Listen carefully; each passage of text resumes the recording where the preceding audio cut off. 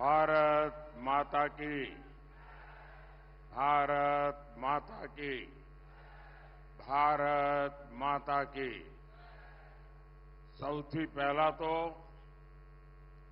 સુરેન્દ્રનગરમાં સભા હોય અને આટલી મોટી સંખ્યામાં માતાઓ બહેનો હોય એ જ મોટી ઘટના છે. અને એમાંય આ બધી માતાઓ બહેનો ઉભા થઈને ઓવારણા લીધા, આપે મને આશીર્વાદ આપ્યા. હું સૌ માતા બહેનોનું માથું નમાવીને આભાર માનું છું.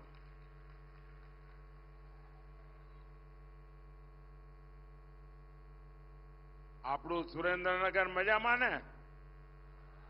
હાગડે ઠઠ ને બધું? હા, આમ જોરમાં તો લાગો છો બધા.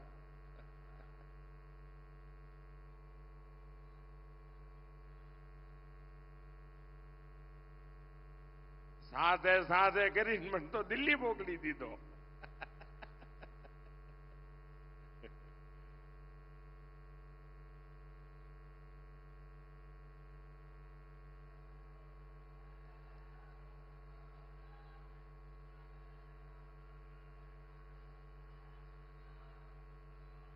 એકવાર જનરલ કરિયપ્પા, જે દુનિયામાં મોટું નામ હતું, ભારતની સેનાના વડા હતા, ડગલે ને પગલે લોકો એમને સલામી કરતા હોય, સન્માન કરતા હોય. પણ એકવાર એમના ગામમાં, કર્ણાટકામાં એમને બોલાવીને એમનું સન્માન કર્યું. અને એ વખતે એમણે કહ્યું, ભાઈ દુનિયામાં ગમે તેટલી વાહવાહી થતી હોય, એ બધું તો હોય, પણ જયારે ઘર આંગણે જઈએ ને થાય ને ત્યારે જોમ જુદું હોય છે. આજે હું અનુભવ કરું છું, ગઈકાલથી હું આવ્યો છું, જે રીતે ગુજરાત આખું ઓવારણા લઈ રહ્યું છે, ગુજરાત જે રીતે પ્રેમ વરસાવી રહ્યું છે, ભાઈઓ બહેનો, હું ગુજરાતનું ઋણ ક્યારેય ન ભૂલી શકું. અને મારી શાસકીય કારકિર્દી જે છે એ સૌરાષ્ટ્રથી શરૂ થઈ. મને પહેલી વાર એમએલએ સૌરાષ્ટ્રે બનાવ્યો અને આ ગુજરાતે મને એવું પાકું ઘડતર કર્યું છે ને સાહેબ, તમે ટપલા મારીને ક્યાંય કાચો પડું છું? બોલો, ક્યાંય કાચો પડ્યો છું? ક્યાંય ઊણો ઉતર્યો છું? તમારું માથું ઊંચું ન થાય એવું કર્યું છે કે નથી કર્યું? છાતી તમારી 56 નહીં થાય એમ કર્યું છે કે નથી કર્યું? પણ એનું કારણ મોદી નથી હો, એનું કારણ તમારા આશીર્વાદ છે, એનું કારણ તમારા પ્રેમ છે. અને ભાઈઓ બહેનો, આપણે નાનું વિચારતા નથી, નાનું કરતા નથી. સ્ટેચ્યુ બનાવ્યું તો દુનિયાનું મોટામાં મોટું, સ્ટેડિયમ બનાવ્યું તો દુનિયામાં મોટામાં મોટું. એટલે કાચું કઈ કરવાનું જ નહીં. અને હવે 25 વર્ષનું લક્ષ્ય લઈને આપણે નીકળ્યા છીએ.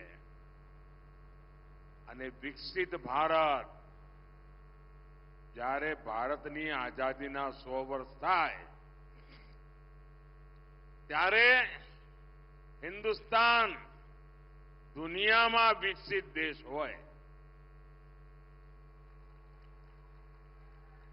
અને દુનિયામાં ભારત વિકસિત દેશ હોય એનો અર્થ કે આપણા ગુજરાતે તો 5 વર્ષ વહેલા વિકસિત થવું પડે ભાઈ.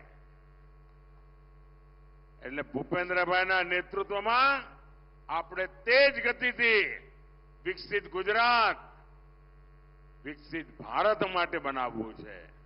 અને એના માટે ચાહે દિલ્હી હોય કે ગાંધીનગર, આપણે સાથે મળીને 140 કરોડ દેશવાસીઓના સપના પૂરા કરવા છે. પણ એના માટે તમારે મોદીને કાયમ મજબૂત કરવો જ પડે હો. ખરું કે નહીં? પેલી દીકરી ફોટો લઈને આવી બેઠા બેઠા થાકી જઈ. મેં જોઈ લીધો. હા, શાબાશ. શાંતિથી સાંભળ બેટા, આપણા ઘરની જ વાત છે.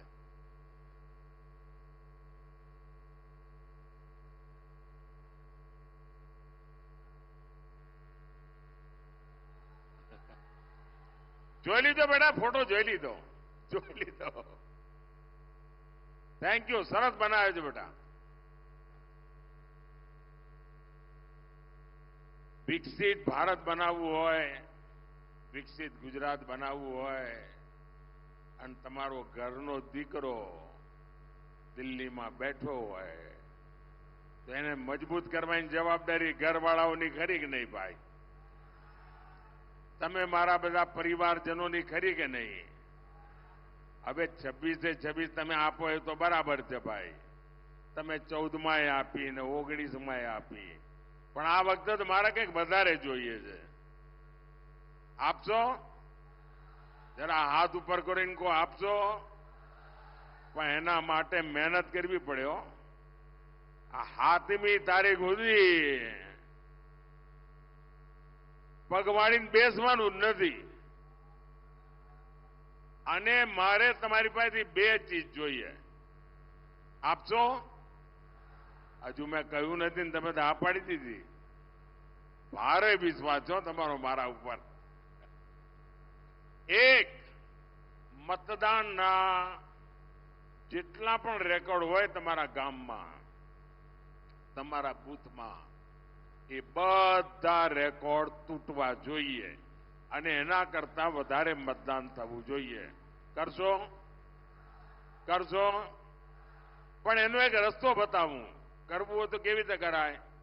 10 વાગે પહેલા દરેક બૂથમાં 25 લોકો અથવા 30 મતદારો થાળી વગાડતા વગાડતા, ગીત ગાતા ગાતા, જેમ પ્રભાતિયા ગાય ને એવી રીતે મતદાન મથકે જાય.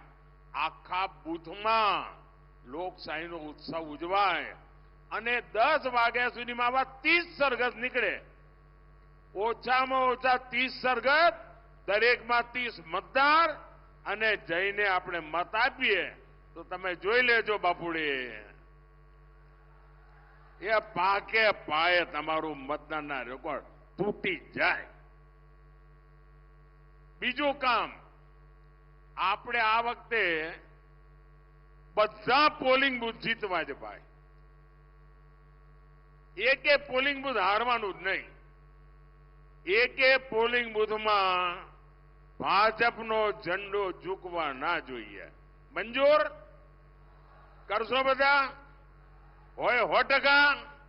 આમ તો મને ગુજરાત ઉપર એવો ભરોસો ભાઈ, એ પાછી પાની કરે જ નહીં. साथियों, जब मैं गुजरात में था, आपकी सेवा में जुटा था, तब हमेशा आपके पास आकर के मैं गुजरात में क्या कर रहा हूं, सरकार क्या काम कर रही है, कैसे कर रही है, उसका रिपोर्ट कार्ड मैं हमेशा देता था.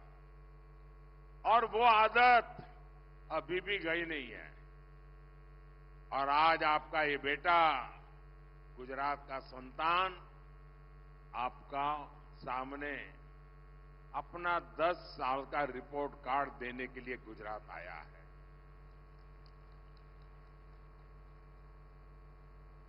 स्कूल में कितने ही नंबर क्यों ना आते हो, 100 में से 99 आए हो, लेकिन जब तक वो बच्चा घर में आपके अपने माँ बाप को अपना रिपोर्ट कार्ड नहीं दिखाता ना, उसको आनंद नहीं आता है. तो मैं भी, जिन्होंने मुझे जन्म दिया, जिन्होंने मुझे जीवन दिया, ऐसे मेरे गुजरात के लोगों के आगे एक बालक की तरह अपना रिपोर्ट कार्ड दे करके आपके आशीर्वाद लेने आया हूं. आपकी शाबाशी लेने के लिए आया। आप याद करिए, 10 साल पहले हमारा देश लाखों करोड़ के घोटाले में शर्मसार था। कोई दिन ऐसा नहीं था कि जहां घोटाले की खबरें अखबार में हेडलाइन न हो। कभी 2G घोटाला, अभी 5G का जमाना है ना, कोई घोटाला सुना है? 2G का घोटाला, कोयले का घोटाला, कभी डिफेंस में घोटाला, कभी CAG में घोटाला, कभी कॉमनवेल्थ में घोटाला, कभी हेलीकॉप्टर में घोटाला, कभी पनडुब्बी में घोटाला, सबमरीन में घोटाला। कांग्रेस ने जल, थल, नभ, धरती से लेकर समंदर से लेकर के आसमान तक हजारों लाखों करोड़ रुपयों के घोटाले घोटाले घोटाले करके रखे थे। ऐसी विकट परिस्थिति में आपने मुझे वहां भेजा। आप मुझे बताइए, आपके इस बेटे के लिए आपको गर्व होता हो कि नहीं? 10 साल में एक भी घोटाले की खबर सुनी है क्या? एक भी घोटाले की खबर सुनी है क्या? जरा आप लोग जवाब देंगे तो मुझे पता चलेगा कि मेरे परिवारजनों को एक भी घोटाले की खबर सुनी है क्या? मोदी पर एक भी घोटाला चिपका है क्या? ये आपके बेटे का रिपोर्ट कार्ड सुनकर के आपको गर्व होता है कि नहीं होता है? जरा पूरी ताकत से मुझे आशीर्वाद चाहिए। आपको गर्व होता है कि नहीं होता है? आपको गर्व होता है कि नहीं होता है?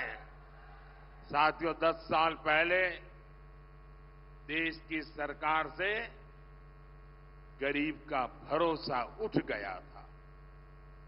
कांग्रेस सरकार खुद को माई बाप समझती थी, उसी के भरोसे जीना और कांग्रेस को गरीब को तरसा तरसा कर मूलभूत सुविधाएं देना, कभी वंचित रखना, कभी लटका के रखना, किसी के सामने किसी दूसरे को दे देना, उनको उसी में आनंद आता था। गरीब को लगता था कि ये सरकार हमारे लिए है ही नहीं। आज देखिए, गरीब आज खुद आगे बढ़कर के इस बेटे पर प्रेम लुटा रहा। पहनने के लिए पूरे कपड़े न हो, 80-90 साल की आयु हो, वो मां जब कहती है कि दिल्ली में मेरा बेटा, दिल्ली में मेरा बेटा बैठा है, मुझे खाने के लिए वो भेजता है, तो बेटे को संतोष होता है कि नहीं होता है? जब गरीब का पेट भरता है तो आपके इस बेटे पर आपको गर्व होगा कि नहीं होगा? साथियों, आज सरकार उनकी चिंता कर रही है। माताएं, बहनें, बेटियां अपना आशीर्वाद देते हुए थकती नहीं है। आपको हमेशा हमेशा गर्व होगा आपके बेटे के इस काम पर। साथियों, 10 साल पहले पूरी दुनिया भारत को बोझ समझती थी, कहती थी भारत खुद भी डूबेगा और हमें भी ले डूबेगा। कोई कहता था ये तो कंगाल देश है, ये तो कमजोर देश है, और पड़ोसी आए दिन बम धमाके करते थे, निर्दोष लोगों को मौत के घाट उतारते थे। दुनिया की बड़ी बड़ी कंपनियां भारत में आने का नाम तक नहीं लेती थी। और आज क्या स्थिति है? आज दुनिया में भारत का डंका बज रहा है कि नहीं बज रहा है? मैं आपसे बात करना चाहता हूं भाई। मैं जानता हूं मैं हिंदी बोल रहा हूं, मुझे गुजराती बोलना चाहिए, लेकिन ये टीवी वाले चाहते हैं कि कुछ हमारी रोजी रोटी का भी ख्याल रखो। आप मुझे बताइए साथियों, आज दुनिया में हिंदुस्तान का डंका बज रहा है कि नहीं बज रहा है? हिंदुस्तान का डंका बज रहा है कि नहीं बज रहा है? अमेरिका में भी हिंदुस्तान का डंका बज रहा है कि नहीं बज रहा है? यूरोप में हिंदुस्तान का डंका बज रहा है कि नहीं बज रहा है? ऑस्ट्रेलिया में भी हिंदुस्तान का डंका बज रहा है कि नहीं बज रहा है? जापान में भी हिंदुस्तान का डंका बज रहा है कि नहीं बज रहा है? किसके कारण? किसके कारण? किसके कारण? किसके कारण? किसके कारण? ये मोदी के कारण नहीं है, ये आपके एक वोट के कारण है। ये आपके वोट की ताकत है कि आज मोदी वहां बैठा है और दुनिया में हिंदुस्तान का डंका बज रहा है।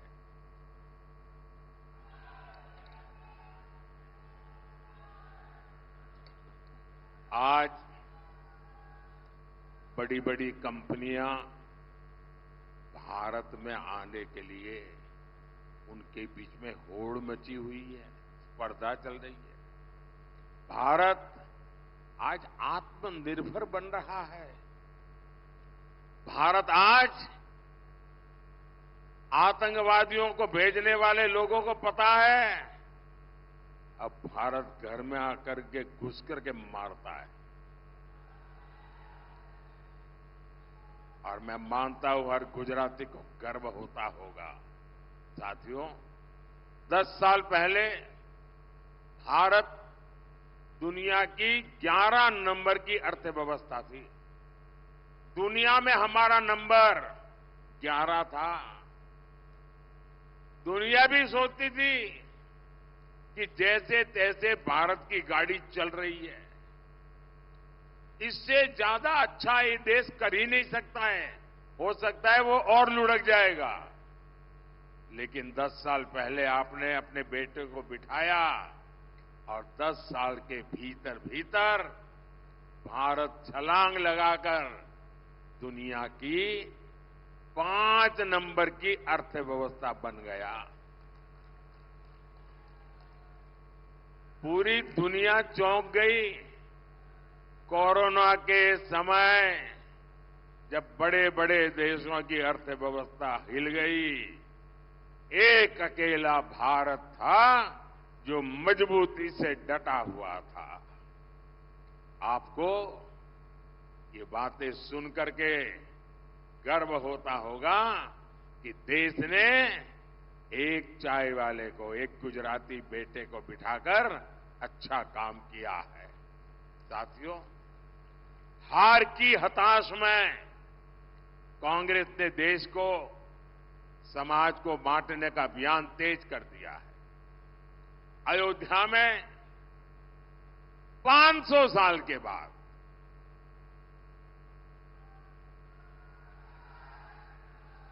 500 साल के बाद हमारे पूर्वजों की आत्मा जहां भी होगी ना, हमें आशीर्वाद देती होगी। आप मुझे बताइए, देश आजाद होने के दूसरे दिन राम मंदिर का काम होना चाहिए था कि नहीं होना चाहिए था? ये कांग्रेस वालों ने वोट बैंक के खातर लटकाए रखा, रोड़े अटकाए, उसके खिलाफ खेल खेले। अयोध्या में 500 साल के इंतजार के बाद भव्य राम मंदिर बना। आपको अपने बेटे पर अब भरोसा है ना? भरोसा है ना? जो कहेगा वो करता है ना? 500 साल का इंतजार खत्म हो गया साथियों। लेकिन कमाल देखिए, राम मंदिर के ट्रस्टियों ने घर जाकर के कांग्रेस के लोगों को निमंत्रण दिया कि आप भी आइए प्राण प्रतिष्ठा में, आपकी पुरानी सारी गलतियां माफ कर देते हैं, आइए हम बुलाते हैं। लेकिन कांग्रेस और उसके चेलों को, चट्टे बट्टे को ये निमंत्रण मंजूर नहीं था। उन्होंने निमंत्रण को ठुकरा दिया, ठुकरा दिया। भाइयों बहनों, राम मंदिर का निमंत्रण ठुकरा देना कितना उचित है मैं समझ नहीं पाता हूं। अब कांग्रेस ने हिंदुओं की आस्था में भी भेद करने का दुस्साहस शुरू किया है। कांग्रेस के अध्यक्ष श्रीमान मल्लिकार्जुन खड़गे जी, उन्होंने एक बड़ा गंभीर विषय छेड़ा है और उन्होंने कहा है भगवान राम और भगवान शिव, उसके संबंध में बड़ा खतरनाक बयान दिया है। और वे बदिरादे से दिया गया हुआ स्टेटमेंट है। हिंदू समाज को बांटने के लिए खेल खेला गया है। वो राम भक्तों को और शिव भक्तों में भेद देखते हैं, भेद करते हैं और भेद करके लड़ाना चाहते हैं। हजारों हजारों साल से चली आ रही हमारी महान परंपरा,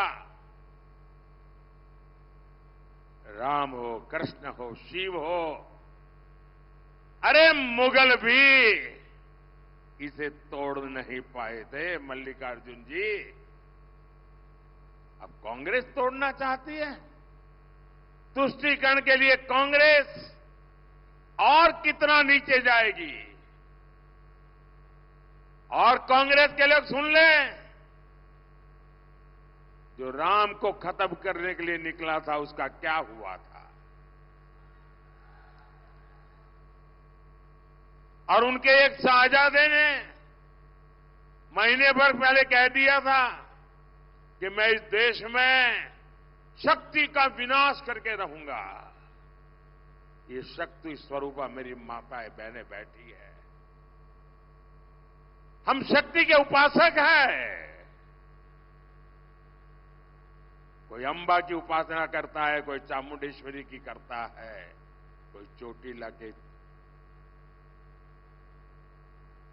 पगडंडी पर जाकर के ऊपर जाकर के मां चामुंडेश्वरी का, कभी दुर्गा का, कभी काली का, कभी लक्ष्मी का, कभी सरस्वती का, हम शक्ति की उपासना करते हैं। और शाहजादे ने कह दिया था कि मैं शक्ति का विनाश करूंगा। और जो शक्ति की उपासना करने वाले लोग हैं, क्या वो शक्ति का विनाश करने वालों को कभी स्वीकार कर सकते हैं क्या? जो शिव और राम को लड़ाने की बात करते हैं, वो कभी स्वीकार कर सकते हैं जी? हम तो वो लोग हैं जिन्होंने शिव जी के सामने कमल पूजा करके अपने सिर काट करके रख दिए थे जी। ये क्या कर रहे हैं लोग? साथियों, कांग्रेस हमेशा से रॉन्ग डिलीवरी वाली पार्टी है। देश को आजादी दिलानी थी, लेकिन उन्होंने बंटवारा कर दिया। देश का विकास करना था, लेकिन जो था वो भी लूट लिया। गरीबों का पैसा गरीबों को जाना था, लेकिन कांग्रेस की तिजोरी में पहुंचा। अब एससी, एसटी, ओबीसी के हक का आरक्षण हमारे दलित, हमारे आदिवासी, हमारे बख्शीपंथ के भाई बहन, उनको जो आरक्षण मिला है, जो बाबा साहब आंबेडकर ने दिया है, जो भारत के संविधान ने दिया है, ये आरक्षण भी अब एससी, एसटी, ओबीसी से लेकर के धर्म के आधार पर मुसलमानों को डिलीवर करना चाहते हैं। पिछले 3 दशक से कांग्रेस लगातार ऐसी कोशिश कर रही है।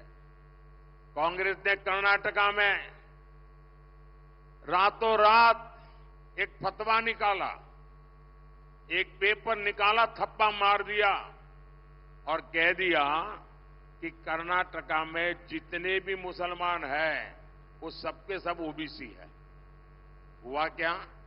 ओबीसी कोटा में जो आरक्षण था उसमें से बहुत बड़ा डाका डाल दिया, लूट लिया और ओबीसी का आरक्षण उधर चला गया। ये खेल खेलते जी। और इस बार कांग्रेस का मैनिफेस्टो, घोषणा पत्र, उसमें अगर आप देखेंगे पहली नजर में ही लगता है कि उनके मैनिफेस्टो पर मुस्लिम लीग की छाप है। कांग्रेस का पंजा नहीं है, उस पर मुस्लिम लीग का पंजा है। साथियों, जब से मैंने एससी, एसटी, ओबीसी के खिलाफ कांग्रेस की सच्चाई को देश के सामने रखा है, कांग्रेस संतुलन खो चुकी है, बौखला गई है। कांग्रेस झूठ पर झूठ बोले जा रही है और इसलिए मैं भी कांग्रेस को 3 चुनौतियां दे रहा हूं। હું 3 પડકાર ફેંકું છું કોંગ્રેસ સામે। મારા 3 પડકાર છે અને શાહજાદામાં હિંમત હોય, કોંગ્રેસમાં હિંમત હોય, એમના ચટ્ટા બટ્ટાઓમાં હિંમત હોય તો एक चाय वाले का बेटा मुकाबला करने के तैयार है। मारो पहलो પડકાર कांग्रेस લખીને બાંયધરી આપે કે એ ભારતના બંધારણમાં કોઈ છેડછાડ નહીં કરે, ભારતના બંધારણને નહીં બદલે। कांग्रेस લખીને આપે, બાંયધરી આપે કે બાબા સાહેબ આંબેડકરે જે આરક્ષણ આપેલ છે એને ધર્મના આધાર પર દલિતો, આદિવાસીઓ પાસેથી લૂંટીને, બક્ષીપંચ પાસેથી લૂંટીને મુસલમાનોને આરક્ષણ નહીં આપે। અને મારો ત્રીજો પડકાર છે कांग्रेस લેખિતમાં બાંયધરી આપે કે એ દલિતોને, આદિવાસીઓને, બક્ષીપંચ સમાજ, ઓબીસીને જે આરક્ષણ મળ્યું છે તે, સામાન્ય સમાજના ગરીબોને જે આરક્ષણ મળ્યું છે તે, એમાંથી ક્યારે ઝૂંટવી લેવાનો પ્રયાસ નહીં કરે। અને એમને મારી પડકાર છે કે લખીને આપે કે એમના ત્યાં, આ મારો ત્રીજો પડકાર છે કે જે એમના રાજ્યો છે, એમના ચટ્ટાબટ્ટાઓના રાજ્યોમાં બેઠા છે, જ્યાં એમની સરકારો છે, એ લોકો પણ ઓબીસીનો કોટા ઓછો કરીને મુસલમાનોને નહીં ધરી દે, ધર્મના આધાર પર ટુકડા નહીં કરે અને દલિતો, આદિવાસીઓના આરક્ષણ પર છેડછાડ નહીં કરે। આ મારા 3 પડકારો આ કોંગ્રેસના શાહજાદાને અને એમના બધા મળતિયાઓનો છે। કેટલાય દાડાથી બોલી રહ્યો છું। मेरी चुनौतियों के बाद से कांग्रेस को सांप सूंघ गया है। मैंने 23 अप्रैल को पहली बार कांग्रेस को ये 3 चुनौतियां दी थी। आज से 9 दिन हो रहा है, आज तक कांग्रेस की तरफ से मुंह पे उनको ताला लग गया है और बात बदलने के लिए संविधान लेकर के नाच रहे हैं मंच पे बैठ करके। अब संविधान आपको नहीं बचाएगा, आपने संविधान की पीठ में छुरा भोंका है। इसका मतलब साफ है, कांग्रेस की नीयत में खोट है। भाइयों और बहनों, અને સંવિધાન માટેની મારી લાગણી, મારું સમર્પણ કેવું છે એ તો તમને સુરેન્દ્રનગરવાળાને બરાબર યાદ હશે। જ્યારે આપણા સંવિધાનને 60 વર્ષ થયા ત્યારે દેશમાં ગુજરાત એક જ રાજ્ય હતું કે જેણે ડોક્ટર બાબા સાહેબ આંબેડકર અને સંવિધાનના ગૌરવને લઈને અહીંયા સુરેન્દ્રનગરમાં હાથી ઉપર સંવિધાન મૂકીને, અંબાડી પર સંવિધાન મૂકીને સરસ મજાની યાત્રા કાઢી હતી. અને એ વખતે ગુજરાતનો મુખ્યમંત્રી નરેન્દ્ર મોદી પગે ચાલતો હતો અને સંવિધાન હાથીની અંબાડી પર હતું. આ સંવિધાનનું સન્માન છે અમારા માટે. તો કોંગ્રેસનું ઘોષણાપત્ર દરેક બિંદુ પર તુષ્ટિકરણ અને તુષ્ટિકરણ પર ચાલી રહ્યું છે. આ મેનિફેસ્ટો એનું મોટામાં મોટો દસ્તાવેજ છે. તમને આશ્ચર્ય થશે, એક વાત તમને હું આજે સુરેન્દ્રનગરમાં પહેલી बार कही રહ્યો છું, चौंकावनारू लागશે. इन्होंने क्या किया है अपने मैनिफेस्टो में? उन्होंने लिखित कहा है, ये मेरे पत्रकार बंधु भी चौंक जाएंगे सुन करके. उन्होंने लिखित में कहा है कि अब जो सरकारी टेंडर होंगे उस टेंडर में भी माइनॉरिटी के लिए, मुसलमानों के लिए एक कोटा फिक्स कर दिया जाएगा. अब क्या सरकारी ठेकों में भी धर्म का आधार पर आरक्षण लाया जाएगा क्या? सरकारी टेंडर देने की देश आजाद हुआ तब से अब तक एक तय प्रक्रिया होती है. जो सही बोली लगाता है, जो अच्छी क्वालिटी का ट्रैक रिकॉर्ड रखता है, अच्छी क्वालिटी का भरोसा देता है, जिसके पास उस काम करने के लिए एक्सपर्टाइज है, क्षमता है, संसाधन है, सारे पैरामीटर से निकलने के बाद उसको ठेका मिलता है. जाति और धर्म के आधार पर ठेका नहीं मिलता है. अब कांग्रेस कह रही है, अपने वोट बैंक के लिए पक्षपात करते हुए वो कहती है कि ठेका अब ऐसे नहीं मिलेगा, ठेका धर्म के आधार पर बांटा जाएगा. साथियों, भाजपा कह रही है हम आधुनिक इंफ्रास्ट्रक्चर बनाएंगे. कांग्रेस की चली तो इसके टेंडर भी धर्म के आधार पर बांटेगी. ये हाईवे, एक्सप्रेसवे जो बन रहे हैं वो भी क्या धर्म के आधार पर बनाए जाएंगे? देश की सेना के लिए हम मेड इन इंडिया अस्त्र शस्त्र बना रहे हैं. बारूद भी बना करके सरकार को बेच सकते हैं.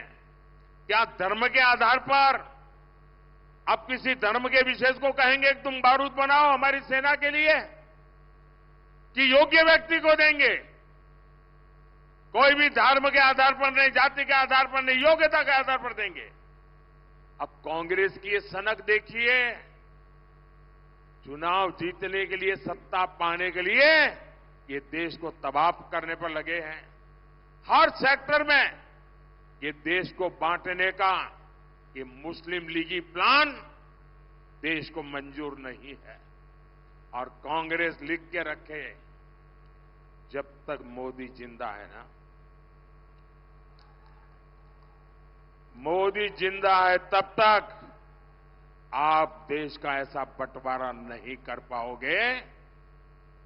અને આપણે ત્યાં તો કહે છે કાઠિયાવાડમાં, ખેલ ખેલાડીના અને ઘોડા સવારોના. ભાઈઓ બહેનો, સંવિધાનની બાબતમાં મારું કમિટમેન્ટ તમને ખબર છે. અને મેં અહીંયા જેમ વર્ણન કર્યું એમ 60 વર્ષ મેં મનાયા હતા ને, હવે દિલ્હીમાં છું, હવે 75 થયા છે. સાહેબ, ધૂમધામથી હું સંવિધાનની 75મી વર્ષગાંઠ મનાવવાનો છું. અને આ સંવિધાનને ચેડા કરવાળી જે લોકો છે, ગેંગ, એને ખુલ્લી પાડવાનું. ગામે ગામ, સ્કૂલે સ્કૂલે, મોહલ્લે મોહલ્લે જઈને આ ત્રીજી ચોથી જૂને પરિણામ આવ્યું નથી કે હું પાછળ પડ્યો નથી. તમે જોઈ લેજો. સંવિધાન की મર્યાદા, સંવિધાનનું સન્માન, સંવિધાન પ્રત્યે રાષ્ટ્રની અંદર જાગૃતિ, એનું એક મોટું અભિયાન ચલાવીશ. આ લોકોને મારે મગજ ઠેકાણે લાવવા જ પડશે. ભાઈઓ બહેનો, આજે દેશ જે રીતે પ્રગતિ કરી રહ્યો છે, મારા જે ફર્સ્ટ ટાઈમ વોટર છે એમને ખબર નહીં હોય. જ્યારે હું પ્રધાનમંત્રી બન્યો એ પહેલા તો એ લોકો 8 વર્ષના, 10 વર્ષના, 12 વર્ષના હશે. એ વખતે એમને કાંઈ ખબર નહીં હોય દેશની શું દશા હતી. મારે મારા ફર્સ્ટ ટાઈમના વોટરોને કહેવાનું છે કે તમે તો ગૂગલ ગુરુ વાળા વિદ્યાર્થીઓ છો, તો તમે બધા ગૂગલ ગુરુના શિષ્યો છો. જરા ગૂગલ પર જઈને 2012, 13, 14ના જરા છાપા જોઈ લેજો. એ દિવસોને યાદ કરજો. આપણે હવે દેશને ત્યાં નથી લઈ જવો. મારા પહેલા વખતના જે મતદારો છે, તમારો પહેલો વોટ દેશના નામે જ હોવો જોઈએ, દેશના ભવિષ્ય માટે હોવો જોઈએ. ભાઈઓ બહેનો, રાજકોટ હોય, ભાવનગર હોય, ખૂબ મોટી માત્રામાં ઔદ્યોગિક વિસ્તાર, એના માટે આપણે કામે લાગ્યા છીએ. ભૂપેન્દ્રભાઈએ કહ્યું એમ, સેમી કન્ડક્ટર દુનિયાના 4-5 દેશોમાં છે. એ મોટું કામ અહીં તમારા પડોશમાં આવી રહ્યું છે. ભાઈઓ, તમારા માટે તો જય જયકાર છે. ઇન્ટરનેશનલ એરપોર્ટ તમારા તો ઘર આંગણે બની ગયું. ભાઈ, તમારે તો જય જયકાર છે. હવે તો ઇલેક્ટ્રિક વેહિકલનો જમાનો છે. અને તમને ખબર છે મોદી સાહેબે શું વિચાર્યું છે? આપણા નરેન્દ્રભાઈ પીએમ સૂર્યઘર, પીએમ સૂર્યઘરમાં મારી યોજના છે, તમારું ઘરનું વીજળીનું બિલ 0, મફત, કાના માતા વગરનું મફત. સૂર્યઘર યોજનાથી સોલાર પેનલ લાગશે, તમે વીજળી પેદા કરશો. એટલું જ નહીં, જે વધારાની વીજળી છે એ સરકાર પોતે ખરીદી લેશે. એટલે તમારા ઘરમાં વીજળી તમે હવે આજે બિલ આપો છો ને, હવે તમે વીજળી વેચીને કમાણી કરી શકશો. આ તમારા નરેન્દ્રભાઈ આપવાના છે. એટલું જ નહીં, આજે તમે ગાડીઓ ચલાવો છો ને, પેટ્રોલ ડીઝલનો ખર્ચો કરો છો, સાહેબ એ પણ મારે 0 કરી દેવાનું છે. મફતમાં તમારી પેટ્રોલ ડીઝલની ગાડીઓ તમારી ચાલે, મફતમાં, મફત, કાના માતા વગરનું. અને એનો ઉપાય કેવો? જે સોલાર એનર્જી લાગશે, ઇલેક્ટ્રિક વેહિકલ આવવાનો છે જમાનો, પેટ્રોલ વગેરે વેહિકલ જતા રહેશે. તમારા ઘરમાં જ તમે રાત્રે સ્કૂટી હોય, સ્કૂટર હોય, ગાડી હોય, રાત્રે ચાર્જ કરી દેવાની. સોલાર એનર્જી દિવસભરની પડી હોય અને બપોડી ચલાય કરો. અમદાવાદ જઈને આટો મારીને આવે, 1 રૂપિયો ખર્ચો નહીં. બોલો, લહેરમ લહેર જ છે કે નહીં? હે, 2 હાથમાં લાડવા છે કે નહીં? આ તમારો નરેન્દ્રભાઈ 5 આંગળી ઘીમાં કરાવી દે કે નહીં? અને એટલા માટે મારે બધા પોલિંગ બૂથ જીતવા છે, પાકો. અને અમારા જે ઉમેદવારો છે આ ચૂંટણીમાં, એ અમારા સુરેન્દ્રનગરના ભાઈ શ્રી ચંદુભાઈ શિહોરા, અમારા નિવડેલા કાર્યકર્તા, અમારા ડોક્ટર સાહેબ પણ મેં પરાણે ચૂંટણી લડાઈ હતી ગયે વખતે. એ તો રાજકારણનો જીવ જ નથી, પરાણે લઈ ગયો તો. પહેલા તો એકવાર વિધાનસભામાં 2 ચપ્પલ ઘસી નાખ્યા હતા, પણ અમારા ડોક્ટર સાહેબ તૈયાર જ ના થાય, માંડ કરીને લોકસભા માટે તૈયાર થયા હતા. અને હવે અમારા ચંદુભાઈ આપણા ઉમેદવાર બન્યા છે. ભાવનગરમાં અમારા નીમુબેન બામણિયા ભારે બહુમતથી આપ એમને જીતાડો, બધા બૂથમાં જીતાડો. અમારા ભારતીબેન શિયાળના કામનું પાકો પાયો પડ્યો છે અને હવે ભાવનગરમાં અમારા નીમાબેન એને આગળ વધારશે. આપણે બધા બૂથ જીતવા છે અને જીતીને બતાવો. બોલો, ભારત માતા કી, ભારત માતા કી, ભારત માતા કી. बहुत बहुत धन्यवाद.